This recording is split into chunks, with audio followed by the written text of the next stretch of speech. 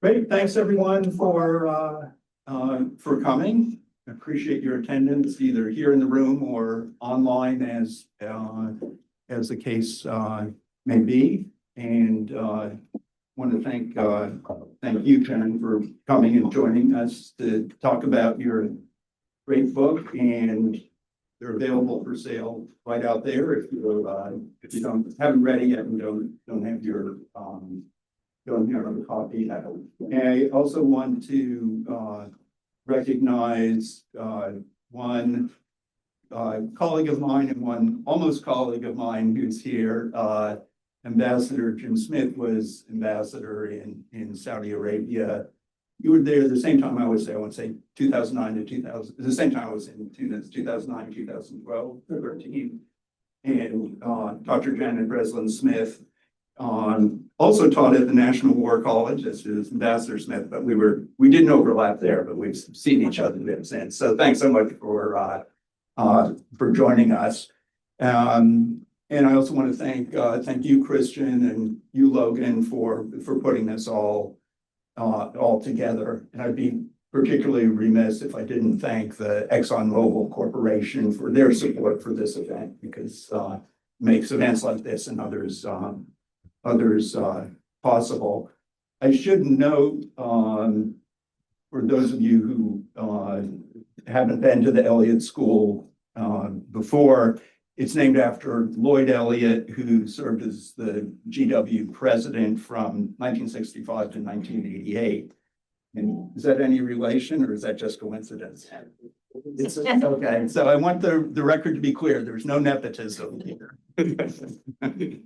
And just a quick word about our next event, which will be on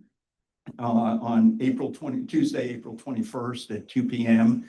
And Elliott School professor, and I should add double alumnus, Dr. Sina Zodi will be discussing his new book, which some of you may find a bit topical. It's called Iran and the Bomb, and registration for Sina Zodi. We call it holder in the institute. And we'll have registration information available pretty soon.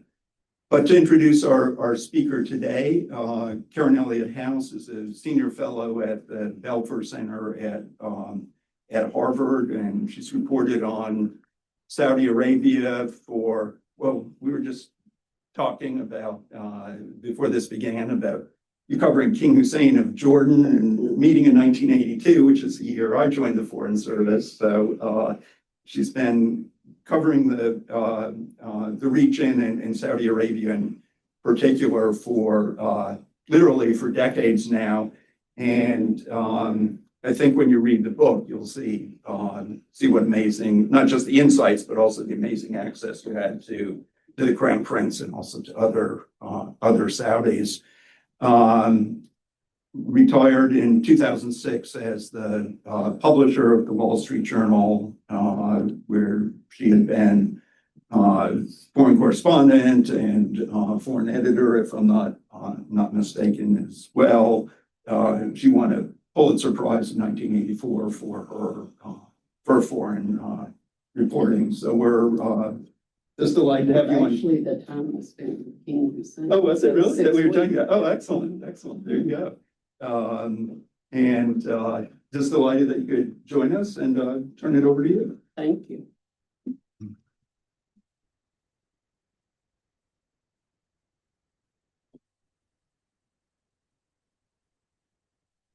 Want to start it off by tripping. It's really a pleasure to see you two and all of you who are here. I appreciate the opportunity to talk about the book, and also for me, the most important thing is questions from people. So I find out what people are interested in and know and don't know, because I keep going back to try to keep up with what's going on in the kingdom. I was there last in January, but as was demonstrated when the Crown Prince was here in November. And then obviously after that, when the Saudis bombed the UAE for supplying equipment to the Houthis, Mohammed bin Salman is not your normal Saudi ruler, at least in my view. He intends to play a much bigger role in the Middle East and in the world. I'll be interested if you agree or disagree with this. I do not, to me, he is a Saudi king like no other. I am old, but I'm not old enough to have known Abdulaziz, the founder of this latest Saudi state in 1932. But I think that MBS himself will be king probably within the next year or so, because his father is 90 and in poor health. Abdulaziz was 52 when he announced the kingdom of Saudi Arabia, and of course Mohammed is now 40.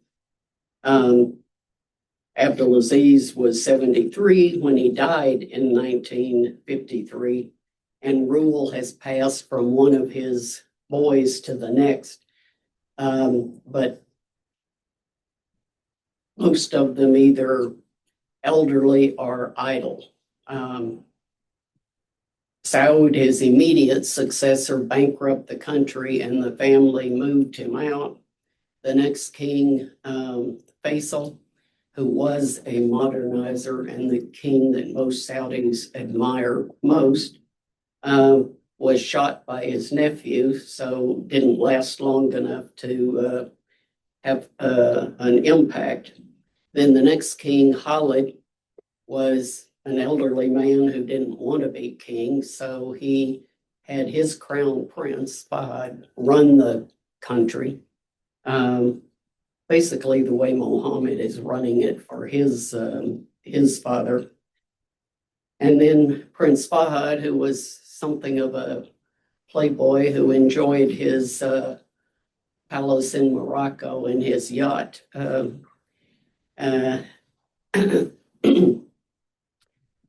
And was careful to avoid going the way of the Shah in the 1980s by giving the religious a great amount of control over the country. Fahd suffered a heart attack in 1995, and his crown prince, Abdullah, ran the country, but barely ran it. Not very decisive, because the ill king had sons and others with ideas. So this is in essence what the period from 95 to 2005, when King Abdullah became king, is what Saudis refer to as the lost decade or decades, because almost nothing happened in the country. And Abdullah had ideas and wanted to do things, but he didn't have the courage to do them in the face of religious opposition. So he talked about, for instance, when I was writing my first book on Saudi Arabia from 2006 to 11, he talked about letting women sell lingerie in department stores. And the religious said, absolutely not. A woman standing on this side of the counter selling to Christian would go to hell, but a man standing over here selling to a Saudi woman seemed to be all right with the religious. So it didn't make any sense.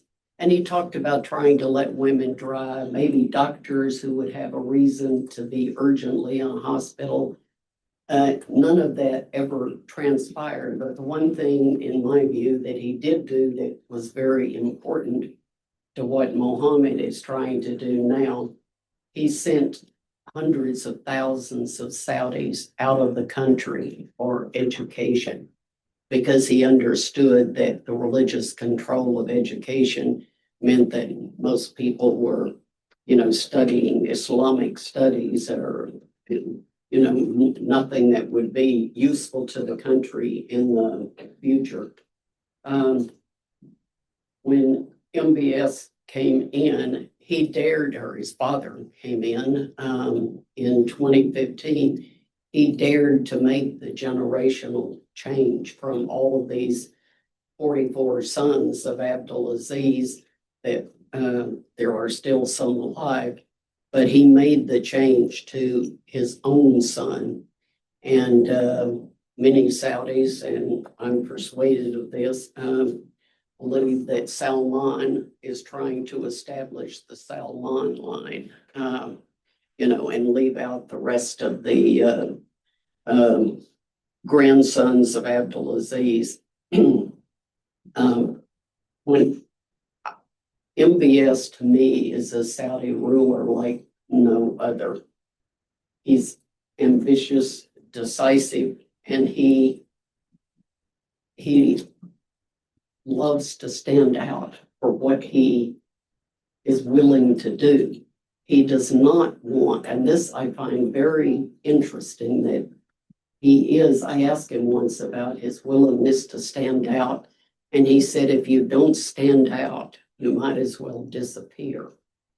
And yet, unlike President Trump, who talks every minute of every day, and dominates every news cycle, MBS doesn't talk. He doesn't say things. He's not explaining to his country now in TV addresses or anything else, what's going on here with us.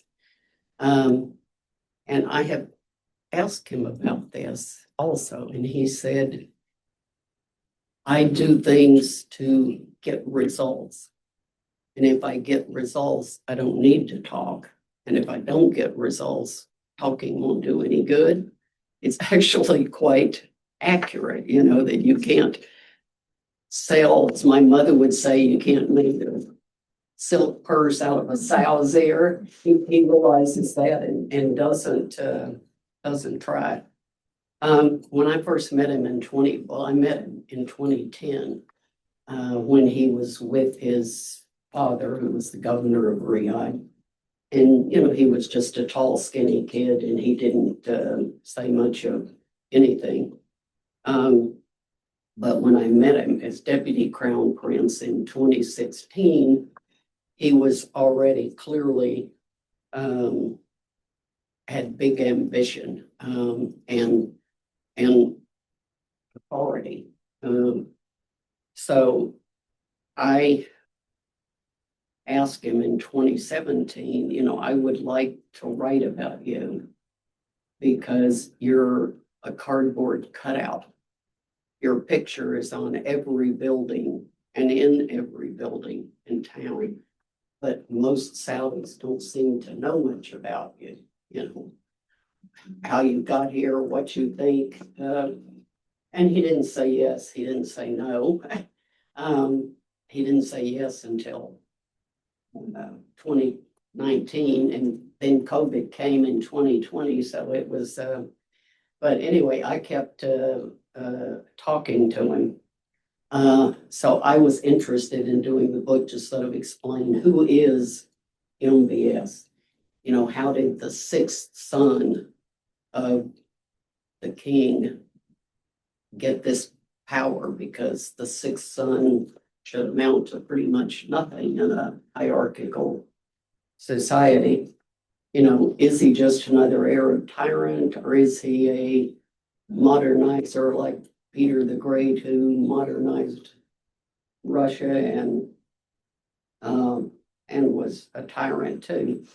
And how is he reshaping Saudi Arabia? Well, all of these things that he was talking about actually work, or would they be the moral equivalent of what Shelley, the poet Shelley, immortalized in Ozymandias?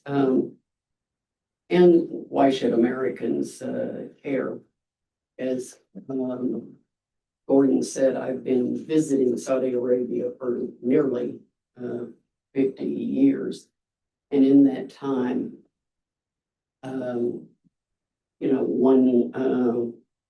almost nothing changed. The first time I went in 78, I was invited to I wanted to interview the oil minister, and I landed and was taken to his house, what turned out to be a dinner party. And men and women dressed in a way that only Janet will be able to identify with, having seen them dripping in jewels, and people, men and women mixing, drinking alcohol, etc. And then shortly after that, with the fall of the Shah, came the religious crackdown in Saudi Arabia, and no more mixing and, alcohol available in private homes, but definitely not in view much. So little changed. One elderly monarch after another, one failed 5-year plan after another, and another generation of Saudis growing up under the wards of the government and prisoners of religious restrictions. And now, literally in less than a decade, it's unimaginable how much has changed. There are women driving. That's one visible thing. But the most important, obviously, is the religious police gone from the streets. They aren't out there, forcing people to close for prayer and, shaking their stick at women like me who have on a long skirt but a little bit of leg showing. And now men and women are crowding in elevators together as if they've done it all their life. The first Saudi female astronaut went up in 2023. The CEO of the stock exchange is a woman, and there is music everywhere, which was completely forbidden. And indeed, I sometimes pray for the religious police to come back because I can't stand loud music in restaurants, and no one will ever turn it down when you ask them. And I don't hear very well now, so I'm thinking of a petition to bring back the religious police. But they had something called Soundstorm, which is a play on Sandstorm, obviously, but that hundreds of thousands of Saudis over several days dancing in the street. I mean, I find this all a little too much. It's just such a change. And change was an anathema to the religious. You were supposed to focus daily on life in the hereafter. And MBS is basically saying to Saudis, focus on the here and now. Get a job, get an education, and don't hold your hand out to the government. There's still a lot of government subsidies and handouts. I don't want to imply that it's a free market society. My observations of him were based on 8 long meetings with him over from 16 till recently. But he said his mother is the source of his ambition, that she told her boys, don't be an also ran to the first wife's boys. So he seems to have taken that on board. And he, as he describes it, or he doesn't say he struggled for a place in the royal family, but that's how I would describe it from what he says, that he seems to feel that a lot of his cousins were much more advantaged than he. He told me he got a $500 allowance a week. But that many of his cousins got 4 times that allowance. And that when he earned a job, he graduated, he is an entirely Saudi educated man. He did not go like some of the first wife's boys to school, university in the US. So when he graduated second in his law class at King Saud University, he was entitled to a job in what he called the kitchen of government, a group in the Council of Ministers that serves the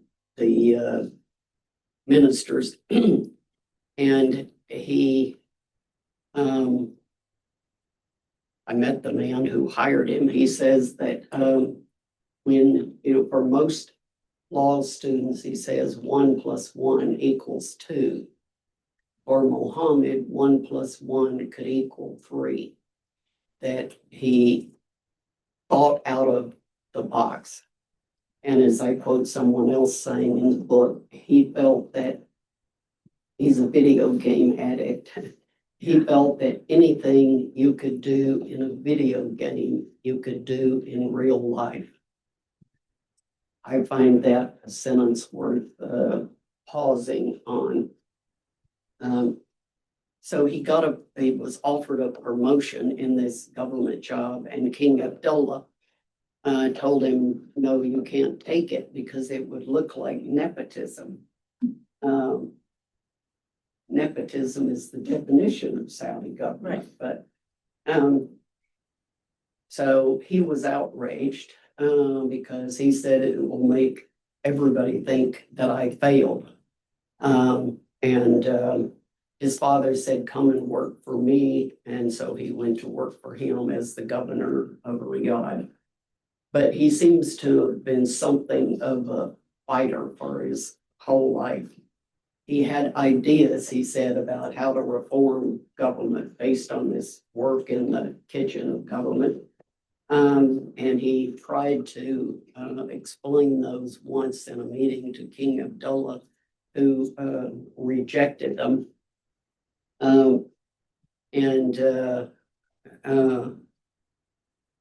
He was determined when he got a chance to do what he had wanted to do. So he was, as The Economist described him in 2016, a young man in a hurry. And when I saw him in 2016, after that, I said to him, are you a young man in a hurry? And he said, I'm a young man, and I am in a hurry to capture everything for my country because we've lost so much. He felt the government had, wasted a lot of money and not invested or and earned what it should have. As I said, I think he's unlike any Saudi I've ever met because most Saudis want to blend in. They don't want to stick out. I learned from doing that first book, if you talk to different Saudis alone or with other people, they didn't always say the same thing. I mean, that may be true of a number of Americans too, but people don't like to be afoul of the conventional wisdom. But he doesn't seem to mind that.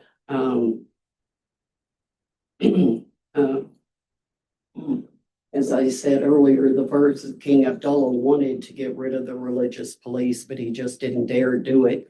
MBS dared to do it and to jail the clerics that disagreed, and that's that.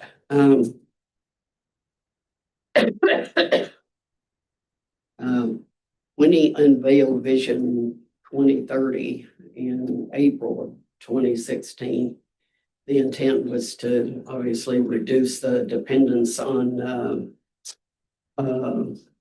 oil, and develop new industries like minerals and tourism and high tech.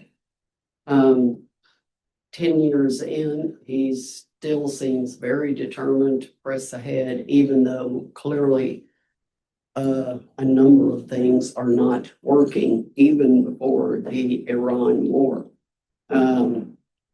The line, that city he wanted to build, as tall as the Empire State Building and 100 and something.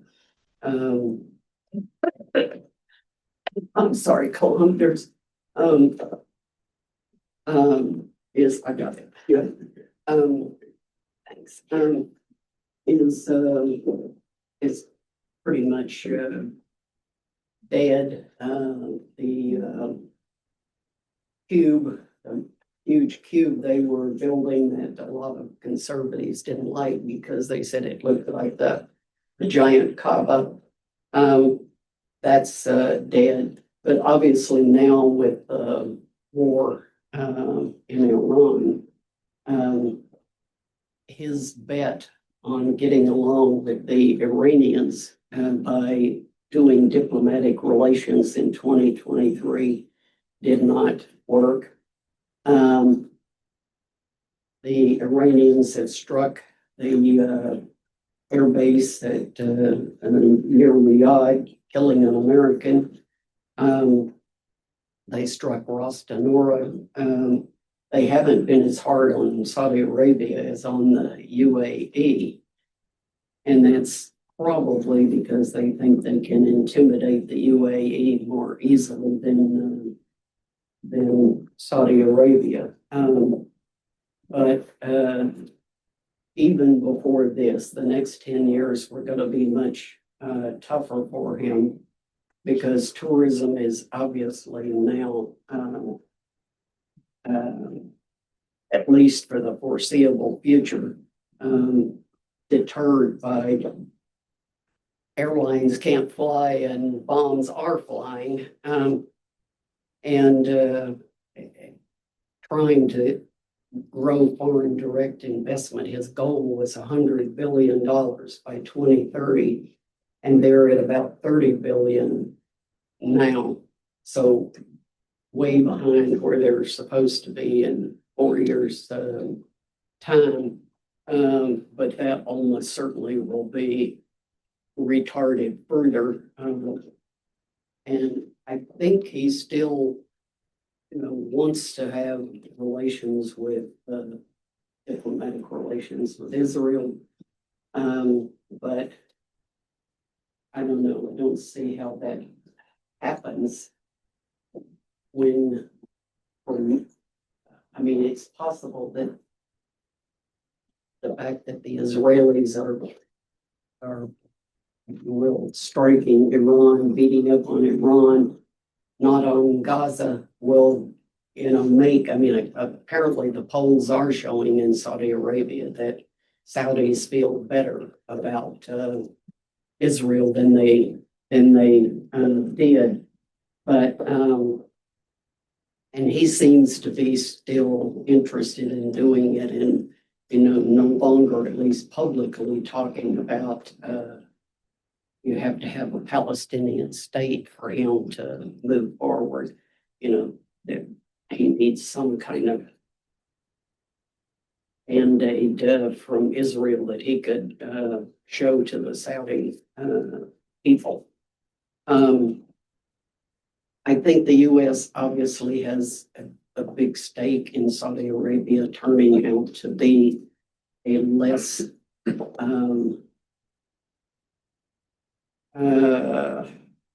religiously restrictive place, a more normal place where women and men are working, where the society is better balanced, and the economy functions better than it did with this total dependence on oil, which they could no longer have enough revenue to afford to keep everybody on the lifestyle to which they had become accustomed. So if he modernizes the kingdom and uses his clout as he wants to do to stabilize the region, that's a whole lot harder goal now with the Iran war. That would be very good for us, I think, because the terrorists still find America as a favorite target. So we have a stake in it. I think his ambition is, the people around him said to me in January, you know, he's learned a lot. He's more mature. He thinks more before he acts. And I mean, that's probably true. Anyone who learns something over 10 years time. But I don't get the impression that he's having a lot of self-doubts about his goals or his ability to achieve them. I mean, I obviously have not been able to talk to him since the Iran war began. I think the Saudis, like others, must hope that Trump finishes the job in some fashion that doesn't leave a wounded regime angry and in place. Thank you.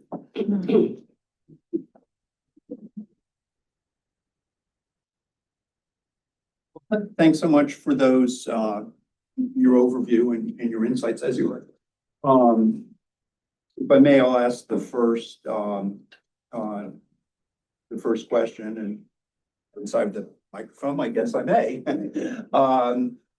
You made reference to MBS's desire to reach détente, my word, not yours, with the Iranians a few years back.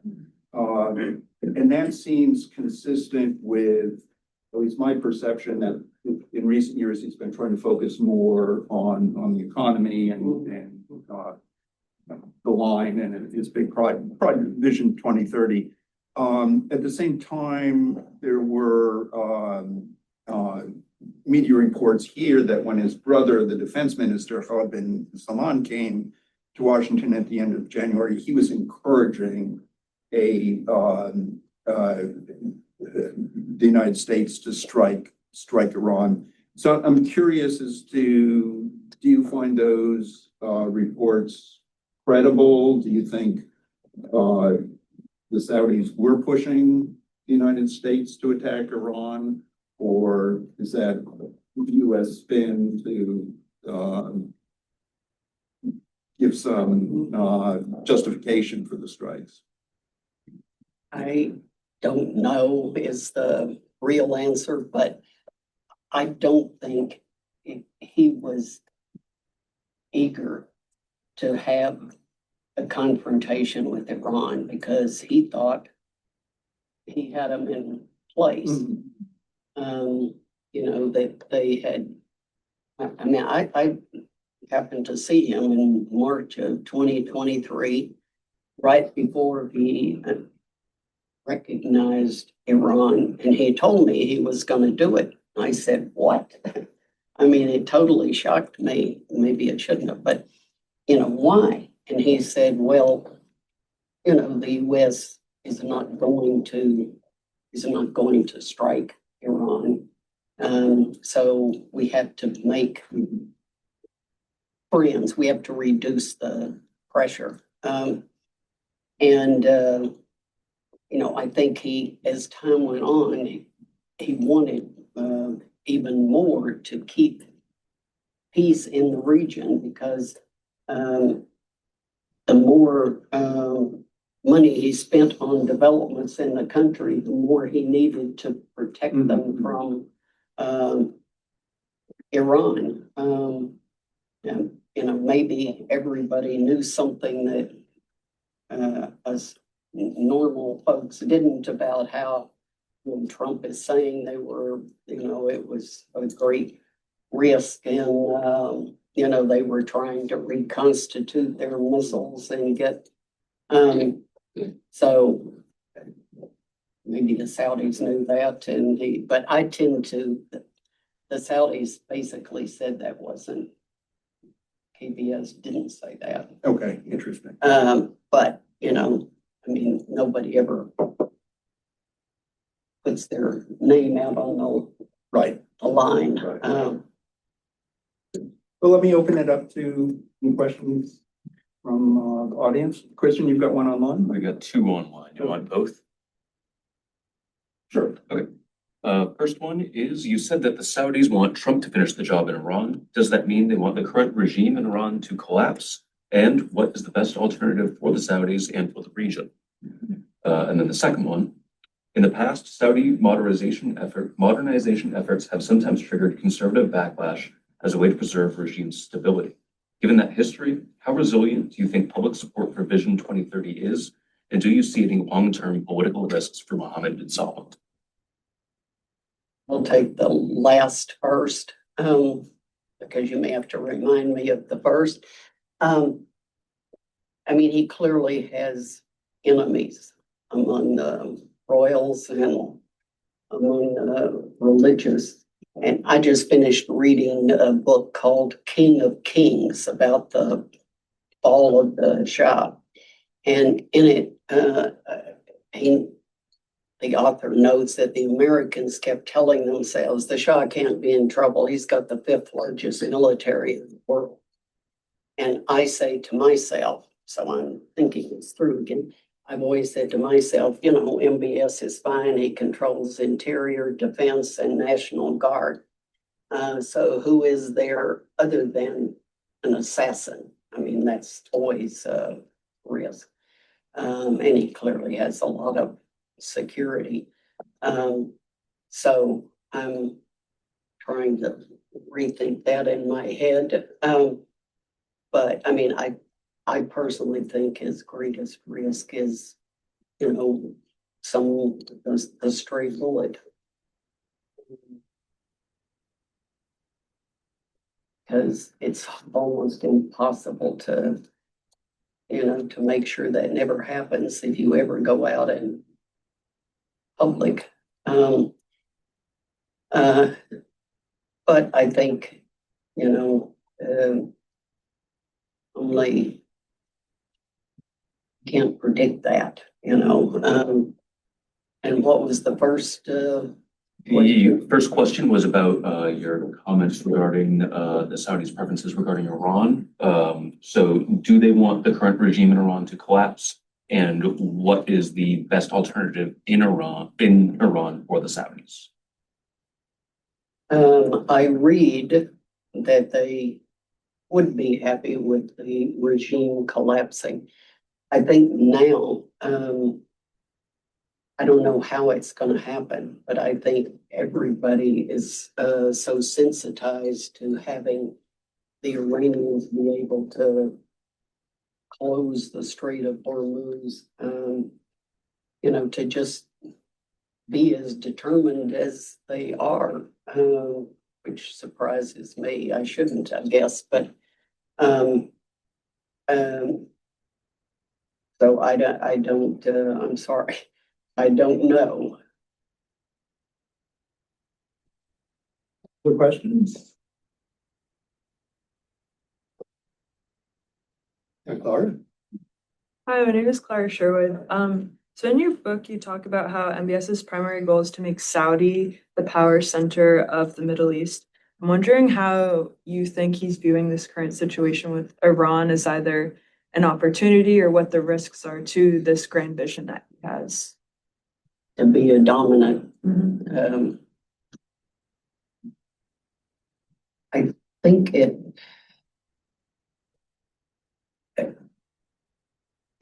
doesn't, in my view, destroy his view that that's still his role. I mean, Saudi Arabia is the big real country, you know, the UAE and Dubai and Qatar, and those countries don't really have any native population much. So that they have money, but they, you know, they're not countries that can punch above their weight, I don't think. So I think he still thinks that he can play a role. You just have to, I think that's probably, he's trying to figure out how you do it. Is one of the reasons maybe he's not talking a lot now. Because until you know, and I don't think the Saudis trust Trump. You know, I mean, it's very hard to, because they were happy when he was going to do something to the Houthis, but, you know, we were out there for a few months and then poof, we left again. And they can't, they have to deal with the president. But they have to also worry about the next president, you know, because you can't get into something that goes poof under the next president, which could easily happen, whether Democrat or J.D. Vance, because at least one reads that J.D. Vance is holding his nose and saluting over a number of things he hasn't always been in favor of. So I think he's probably trying to figure out how does he keep Syria afloat, because that matters very much to him. And I think, I suspect that he, as well as other Gulf countries, are looking at Israel and getting a little more nervous too, you know, as they attack Hezbollah and keep going in Gaza. So that it's, I mean, I became the diplomatic correspondent for the Wall Street Journal in 1978, right after Sadat had been to Jerusalem. And all of the pros, the Cal brothers and others who had covered Henry Kissinger as Secretary of State, you know, were, I mean, peace was supposed to break out. And of course it didn't, and it hasn't in the intervening 50, 60 years. So I must say I remain a pessimist about, quote, peace in the Middle East, you know, because there are just too many different countries with too many different agendas for everybody to. Maybe I've read the Bible too much too. That's the other thing. We have a question in the back, I think. Yeah, go ahead. You mentioned earlier that when you asked him to write about a book, he said he didn't say anything, but later he said yes.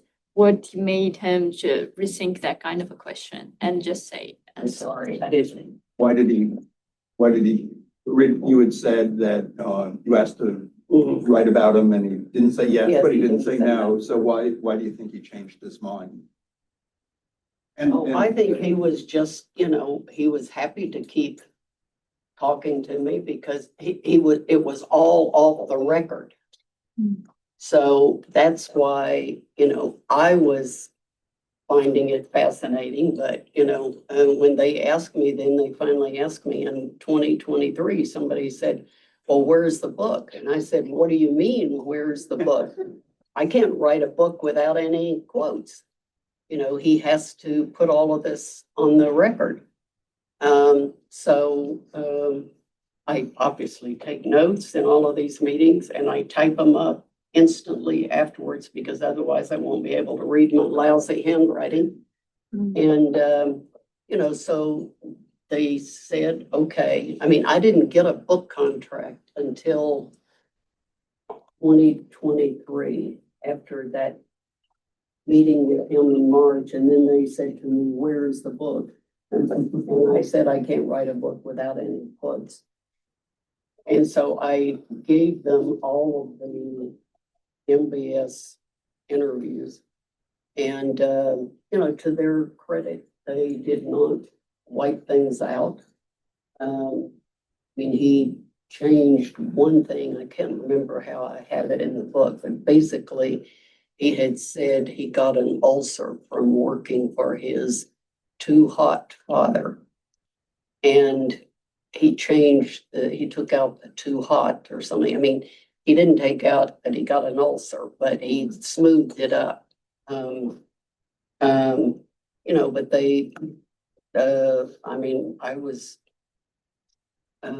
impressed that they did not try. So I think over time of talking to me, he knew more about me, and maybe, came to feel more comfortable. I don't know. What I asked him initially was, I want to talk to your mother, your teachers, your, et cetera. And I never got to talk to his mother, unfortunately, which would have been very interesting. To his brothers and Holland KBS took me to visit the house they grew up in Jeddah, and showed me his room and MBS's room. And, that was interesting. All of the gathering of information was very interesting. Thank you. It's not an approved biography. He didn't get to, he got to approve the quotes, which he had already used, but that's the last he had to say about it, I'm Amit, and my question is about normalization of Israel. You mentioned that MBS conditions normalization of Israel for a Palestinian state, but I would say that given that Palestinian state seems pretty much implausible in the near term for a lot of reasons, do you think that he may change his stance in the future? Like in the past, it wasn't always the case like that. So what do you think that what do you think that the circumstances are going to lead for normalization will be in the future? You mean his laying aside the Palestinian state? Yeah, both what is going to be his stance on that in the future and what other circumstances are going to lead for normalization in the future. I don't know. I think they are looking for, partly what people say around him is, we can't hold up what's in our interest forever for the Palestinians, because the Palestinians can't get their act together. And so we have to be free at some point to do what is in Saudi interest. He's clearly laying the groundwork for that, because everything he's doing is, in his view, in Saudi interest. And he's pretty consistent about that. So if at some point, he says, I'm going to recognize Israel, because I don't know what it could be. But it clearly doesn't seem need to be a Palestinian state, which, as you point out, is not going to happen. That Saudis will be satisfied. I think Saudis are uniquely, maybe not uniquely, but almost uniquely obedient people. So,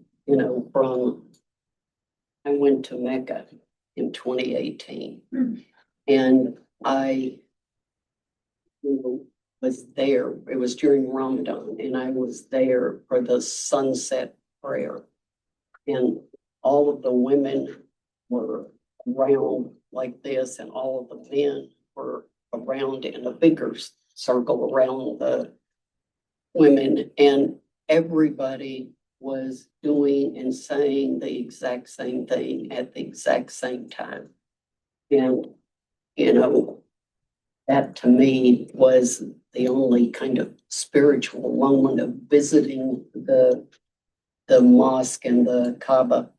But that was kind of, I felt like this is part of why Saudis don't have any problem just doing, you know, and people's parents influence them. I mean, your parents, your chief, your king, and Allah, you know, you learn obedience from.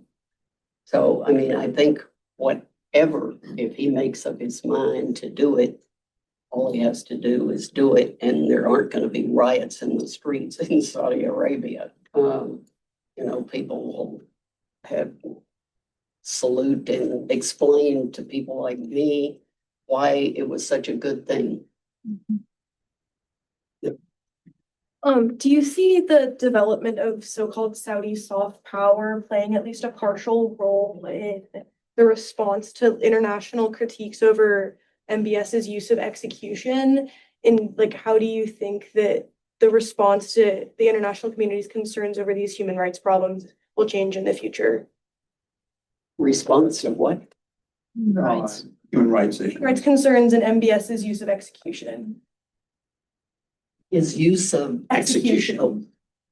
I have a chapter in that book on human rights. I mean, I think it is still not under Trump, obviously, but you know, he doesn't care, but it is still an issue for the Saudis, much less now than it, you know, was, but it will continue to be an issue, but I don't think, I mean, I don't get the feeling that he lies awake at night worried about it. You know, that you do what you have to do for your country, and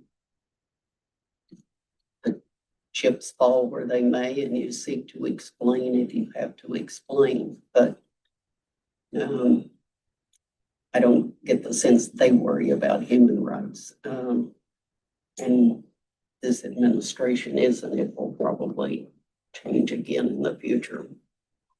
It will continue to be an issue of some sort. Serena? Hi, my name is Serena. My question is, I guess, would you discuss a little bit more about what Saudi's red lines might be for the use of military force and kind of acting as maybe like a stabilizing agent or a leader in the Gulf, like with the latest round of Iran strikes and how they've, you know, struck more targets on the Gulf and in Saudi, like is there a scenario in which they might utilize a little bit more of the force to respond? I know that they've interacted more militarily kind of like on their southern flank, but other than that, they haven't really had much of a response, and they kind of went the diplomatic route. They've done more of the soft power use. So I'm just wondering if you like what your take on that might be. You know, personally see the Saudis striking Iran. Can you? Be happy if we did. Pardon? We'd be happy if we did. Yeah. But you don't see them getting involved militarily. I don't either, you know. All right, so I'm leaning on Ambassador Smith's view that that I'm right, they won't get involved. Yeah. I'm Ms. Elliott House. Thank you so much for taking the time to come today. My name is Haley Kiesling. I'm a second-year grad student here at the Elliott School. And I also work in international trade. So I wanted to touch on when you were talking about FDI, that $100 billion goal. So we're seeing things right now like the regional headquarters program that, you know, if multinationals want to work in Saudi, they have to establish a headquarters there. Assumedly, all of this is to kind of hit that goal. But if that's not successful, what are some of the other cards that MBS might have in his back pocket to help reach this $100 billion goal? Good question. And the answer is, I don't know. I mean, they are, as you say, working hard to try to get people to, I mean, they are also giving, what do they call it? The golden visas. Yeah. Not charging 5 million like Trump plans to, but you know, maybe you can do more of that to get money. But I mean, it's a goal. You know, you may not hit it. It may take longer, and that's been true for some other goals they've encountered and missed. But you know, they keep on. I mean, he doesn't. I think that's the, you know, that's the good thing of having a confident young leader, is that absent a bullet, as I mentioned, I think, you know, he's got 50 years to get this done. I mean, he has huge ambitions, you know, being on the moon and being the fifth economy in the world and things like that. But you know, he said that it is better to try to do 50 things and you know, get 10 than to try to do 5 and get 4. So his whole outlook is, the more you try to do, the more you're likely to get done.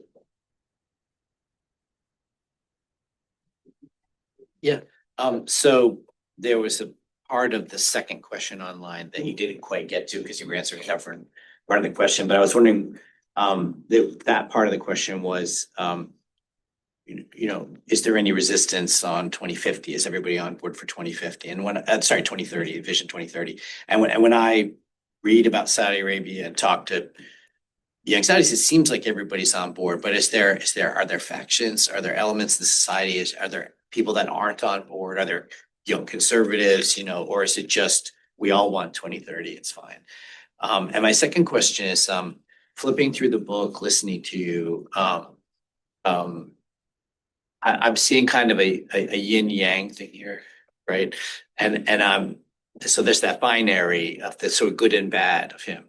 And then the other sort of leitmotif in this conversation is, you know, sort of what's Saudi about it and what's not Saudi about it. And I was wondering if you could address that observation, like how much is he a product of Saudi Arabia, reflecting either its long culture or its new culture, and how much is he a maverick? Because you sort of described him that way too, sort of coming in with all these ideas from the outside and maybe inspired by things outside of the country. You know, how much is he reflective of a Saudi tradition? How much is he a change agent with another agenda? And then how does that feed into, you know, this binary of the good and the bad of him? The good and the bad of him. Yeah. I think he is a total product of his society.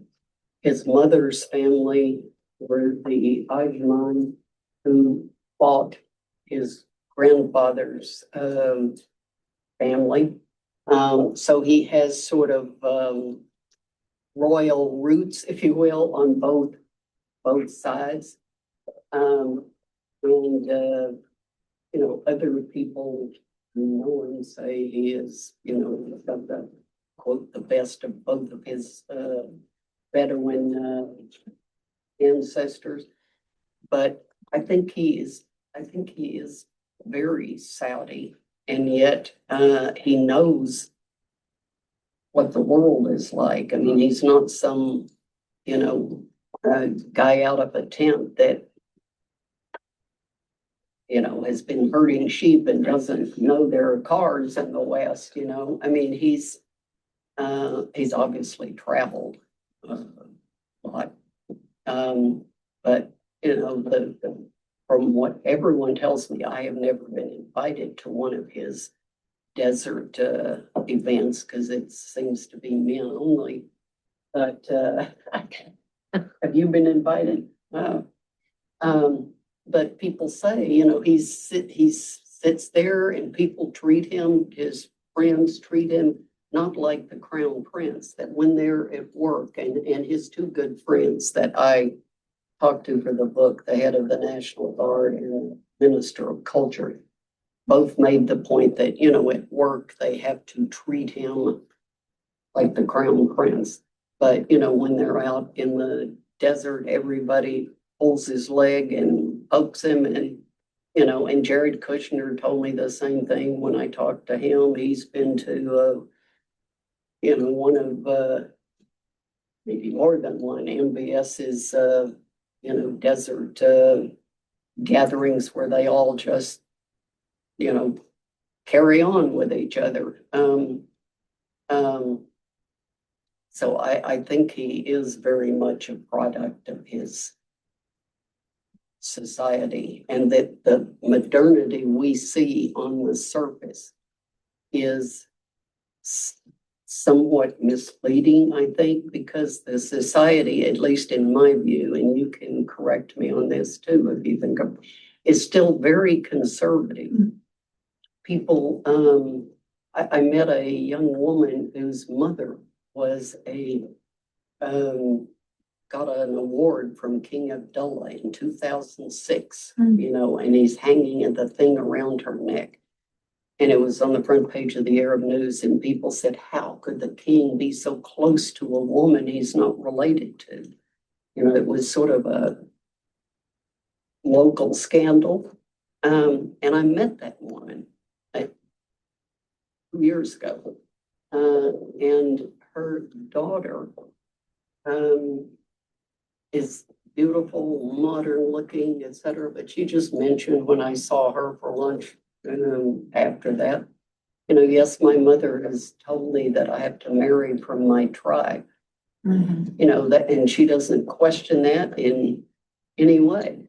You know, can you imagine if some mother hears that you have to marry from, you know, your local town or whatever? I mean, the society, I think, is still very conservative. And his inspirations also from that same roots. What inspires him, the people that inspire him, are they all his Saudi Young forebears? Saudis see him as a role model. You know, not all, because some of them obviously see him as somebody that's running the country. But by and large, young people, as I said in the book, he's sort of a Pied Piper. You know, they follow along because they have entertainment and they have jobs. And the other things that they might want that they don't have, they are willing to sublimate to those two things. There are clearly people who aren't happy. And I used to talk to some of them, but increasingly people don't want to talk about stuff like that. Yeah. So it is harder and harder, you know, for someone like me to, and I suspect like a lot of other people, but you know, if you know somebody really well for 20 years, they'll still talk to you very privately, out walking in their yard when there's no telephone anywhere around. But you don't go sit down, you know, buy Gordon dinner and have him spill his guts for you. You know, it just doesn't happen. He may take the dinner, but he won't tell you anything, you know. Well, after 33 years in that diplomatic corps, you pretty much summed it up from there. Yeah, please. I'm just following up on the role model point and the obedience point. As a Saudi citizen, I see it more of a trust than obedience when it comes to following the decisions that are made by the king or by Trust other people. I trust my leaders. Trust your leader. Yeah. Yeah. And I think it applies to most of the majority of the Saudi people. So So it's not, your point is, it's not blind obedience. Yes. It is trust. That's a very good distinction. That you trust that he has your interest. Yes. Yeah. And value of, or you think also value, the value in feeling there's order. Yes. No one likes chaos. Not one what? No one likes chaos. Chaos. No, Okay. there's a, Mhm. Yeah, yeah. I remember feeling my Yeah. Saudi friends would say that too. Of the value of, but still like, I mean like political chaos. We don't have political chaos, which is going on all over the place right now. So we appreciate the stability and everything going on, yeah. That's a fairly It's a powerful typical Saudi refrain that we are not in chaos like the rest of the region. Right. And there's truth to that.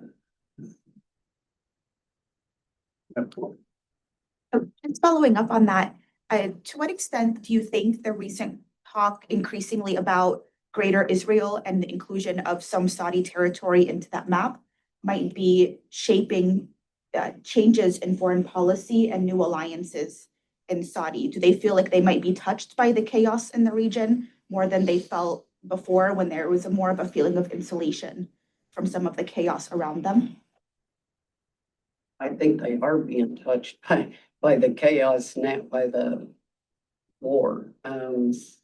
So, you know, I don't know, what do you mean by Greater Israel in that context? Moving Palestinians to northwestern Saudi, right? Is that what you meant?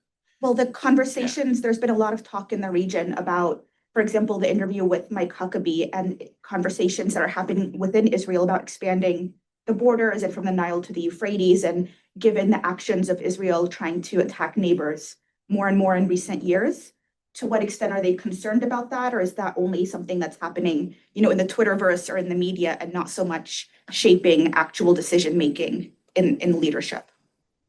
Yeah, I think they're concerned about the Israelis in essence annexing the West Bank. And, you know, Netanyahu's efforts to make his legacy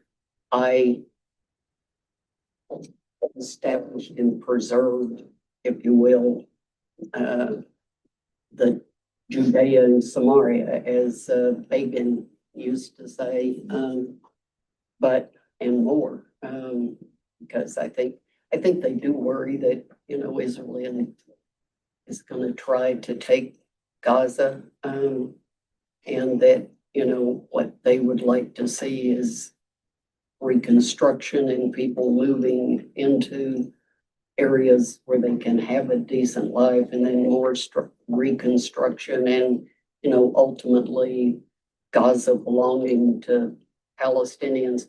I mean, frankly, I don't know that they would agree with this, but I think if Gaza became a Palestinian state, you know, and the Israelis annex the West Bank, which they seem determined to do, I don't know if that would, you know, bring the Saudis out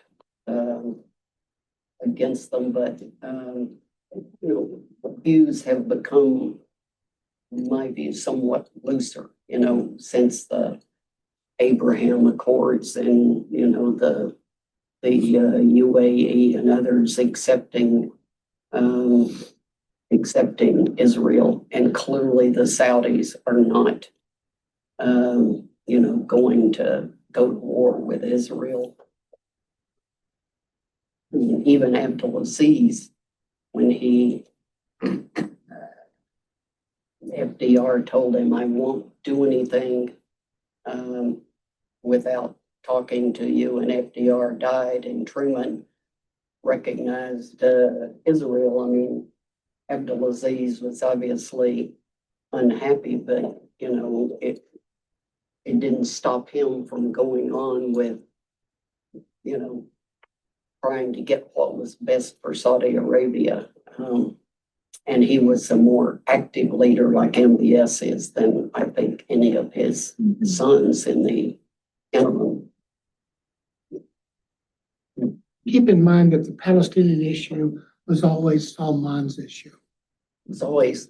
King Salman's issue. Yeah. Whenever we would bring dignitaries in to him, his line was, we acknowledge Israel as a fait accompli, but we also think Palestine should be a fait accompli as well. Those were his words. Mm.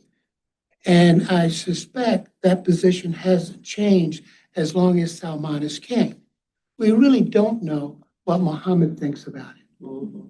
And you really won't see a change view until Mohammed becomes king himself. Mhm.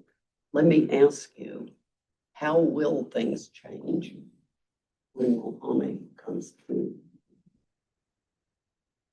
I don't think all that much for the simple reason that his dad's been king for 12 years. He was reasonably healthy early on, not so much the last 4 or 5 years. But clearly he supported everything that Mohammed bin Salman did and the vision that he went forward. And MBS is running the country now. And he will be king because you don't hold a vote after the king dies. The council has already offered Bayah allegiance to Mohammed bin Salman. So unless he's killed or voted out as crown prince, he will be the king.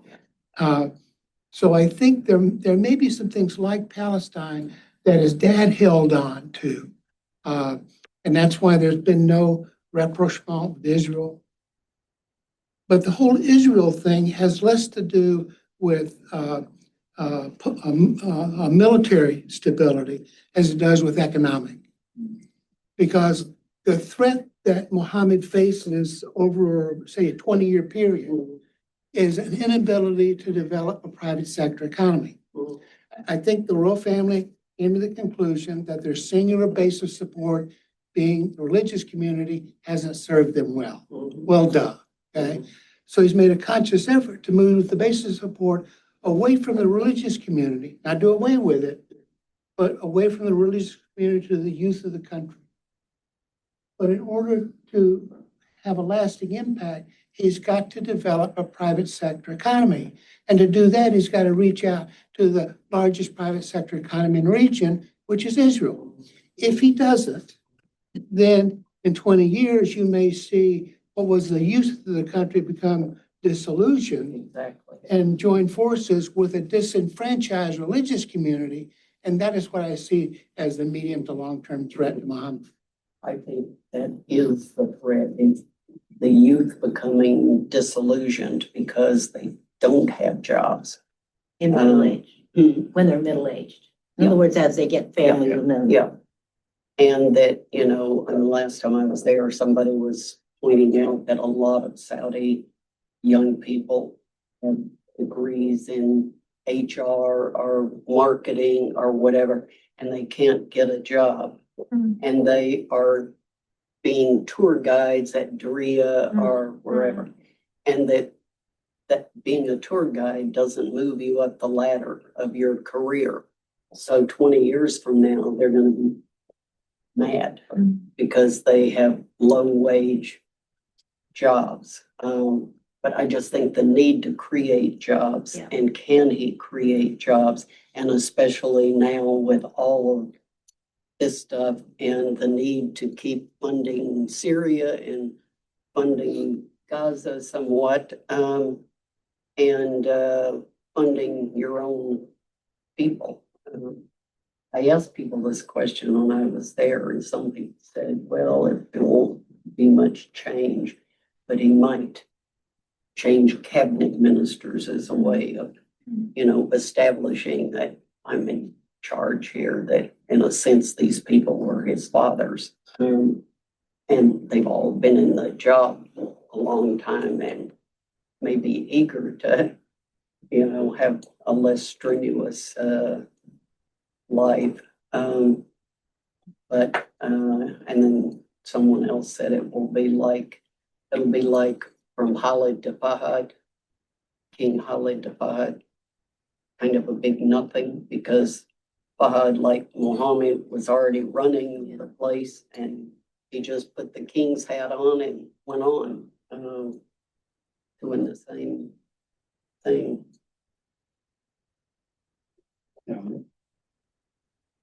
My question is about the Saudi UAE rift, which was all over the news in the last year. And now during the war, we're seeing some sort of like rally around the flag effect for the GCC states.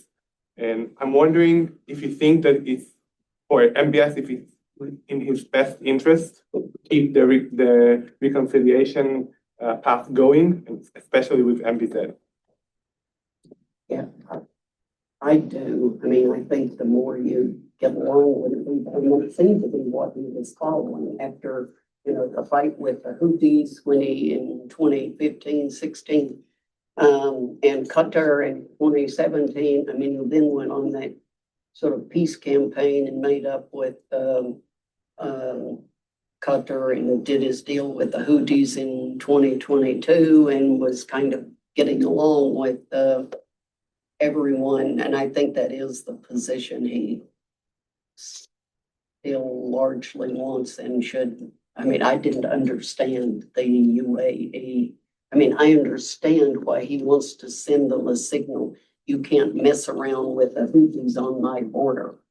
And the best way to send the signal is to hit the equipment they provided. That's certainly a clear message. But I can't imagine that the enmity is so deep that, that the message didn't get through and now they're all cooperating with because of the war. So anybody else have anything? I'd like to follow up on that previous conversation about the Israel piece. It came out of several questions. I haven't lived in Saudi, but I deal a lot with Saudis professionally. And, I've rarely heard Saudis say, except intelligence people, say anything along the lines of, our future is with Israel. We need a lot of business with Israel. NVIDIA is there. We want them here, or something like that. And the way Saudis look at it, from my perspective, is they see Israel as part of the American package. They want a lot of engagement with the states, and you can't get the states without Israel, particularly the Trump administration, but in general. And I think they almost see Israel as a necessary evil, as part of that conversation. I know the Jared piece, I understand, and I understand his money and what that's doing, but I rarely get the sense talking to Saudis that they're enthusiastic about rapprochement with Israel. It's always about more from the US and Israel being part of the package. Am I wrong about that? I think that the Crown Prince does see Israel. He talks about the corridor connecting Asia to Europe, coming through Saudi and into Israel, and you would have investment, high-tech investment by the US and Israel and employees, because the Saudis don't have high-tech employees in any numbers. So I think they do see a business connection, because the Israelis are great at high-tech. They take, some Israeli explained to me, they take the best and the brightest in every school and they put them into, when they're in the military, they put them into tech and they come out, knowing how to do everything and starting their own companies, etc. And, that's not how Saudis are going. And, they got those investments when MBS was here from, well, they already had some Amazon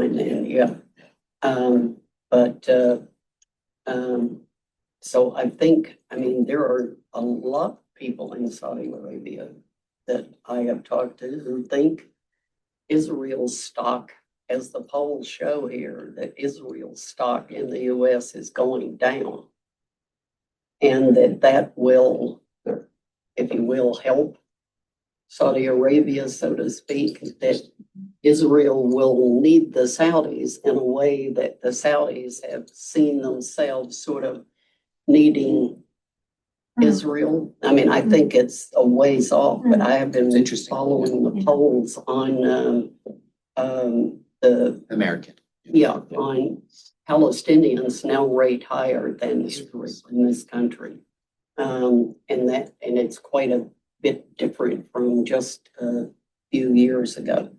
And, you know, and especially among young people.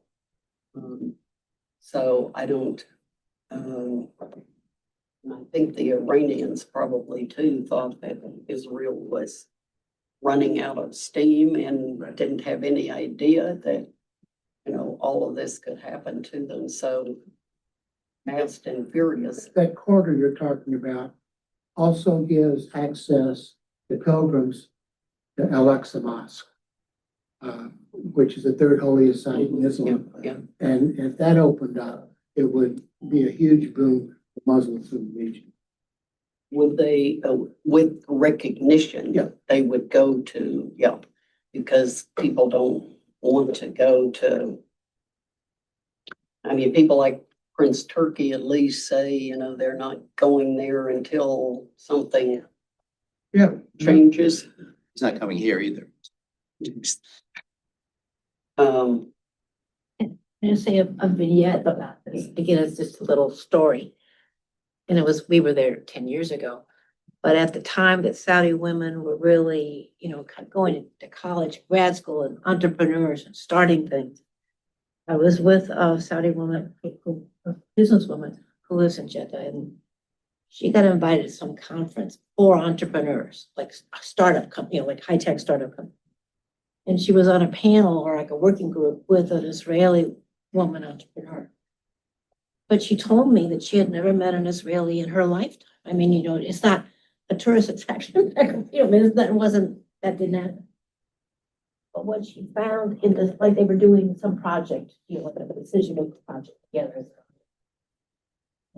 or the business group, that how much the Israeli woman and she thought alike in their analysis of entrepreneurial challenges. But it was just like the one time she had that experience. So 10 years ago, it was different now, but I was just aware of the fact that I was making assumptions that there would have been international exchange in other form, but it hadn't really happened. There is an Israeli group trying to get engagement among young Saudis and Israelis. It would probably be more than one group, but I mean, it is interesting because, you know, we assume people meet all kinds of people because you do here.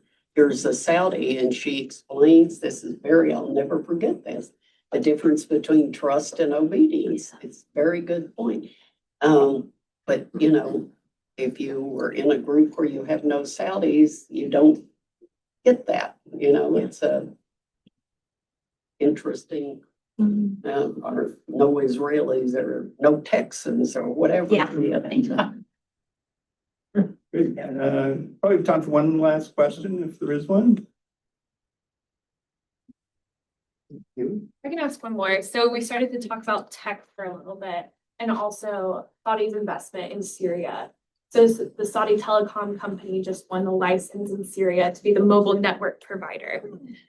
Do you think that this is kind of a rivalry or an upshoring of being a counter to Israel in the tech space? Or do you think it's just simply a continuation of, you know, propping up Syria and not letting Syria lose for stability in the region? I would assume it's propping up Syria, you know, that they want to help Syria and I can't imagine that the Syrians would be looking to an Israeli telephone company. I don't know how much competition they have for the Saudi company, but I would assume it's propping up Syria. Great. Well, on that note, Thank you. please join me in thanking Karen Elliott.